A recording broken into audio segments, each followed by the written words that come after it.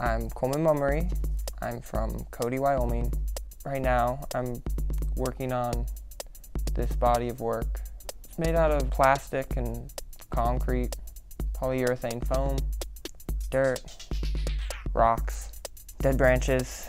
That's what it's made out of. I'm kind of interested, I guess, in the way natural materials can interact with more inorganic materials, and trying to make something that kind of looks organic out of that too, that looks like it's in a state of decay, false state of decay.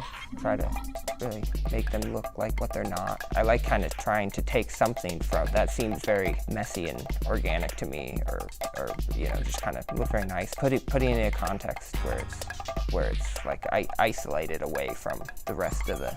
This is like a sterile, it's like a pure environment. Like, I don't have any real skills with any of the materials, so it's really exciting to just kind of play around with them and see what happens. There's definitely common threads to the way I like things to look between sculptures and paintings and working with different materials. And then there's, the one-off kind of thing where it's like a very a idea pops into my mind and I just execute it, which is nice, but I only want to do that if I really like the idea, because it's mostly just tedious. There's no discovery in the process of creating the work. The discovery is in just the split second of having the idea. And I like both things, but I only want to just execute a fully formed concept if I really like it, which is much rarer than kind of struggling with the materials and just mashing them together. I learned so much because it's not created in that environment at all. It's created in a much noisier environment. To put the finished thing in something where it's isolated from all the mess around it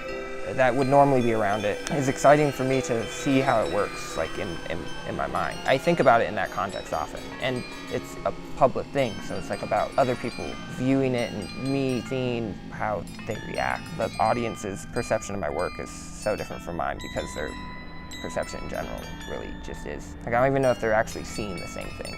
It's much more of a cumulative process. It kind of just happens sporadically or spontaneously or something. I don't write things down really. I don't go I do a little bit, but not not blah, blah, blah, blah. It's not all lined. It's not a very linear process. It's kind of just so sometimes I just kind of start breaking finished sculptures apart and reassembling them, and they end up in the shopping cart in the corner. I like the process to be kind of always kind of grasping at loose ends. I almost like public art that's more temporary, disposable, and maybe not even commissioned. In Denver, public art could tone it down about 1,000 notches. They gotta just stop with this sacred geometry stuff. White guy with a beard who's tripping out into fractals on the side of the.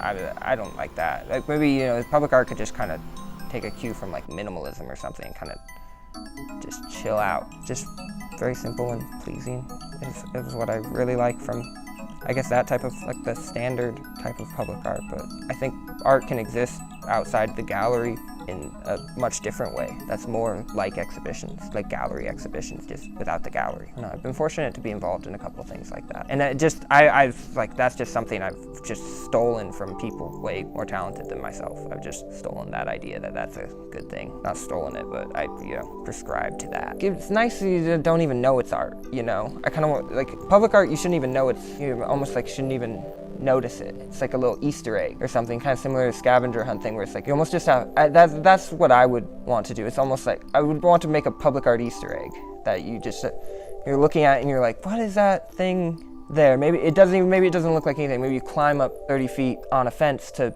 tie a piece of ripped tarp on the fence, above a baseball thing. You just tie a piece of ripped tarp to it. No one would ever know it's art unless they were standing at it thinking, why is there a tarp on there? And then they would probably still not even know. It would still count. So it make them you make them be well, I mean, why would someone even do that? It's the act of doing it that's so exciting about it. It's the intention, and the intention is tiny, just a tiny little detail. It's I mean, people love that stuff anyway. They see a funny little tiny thing, a little tiny SpongeBob on the corner of the room, and that the rest of the room is just totally as bland as can be. It's you don't even see it at first. You're oh, haha. Maybe I'm not,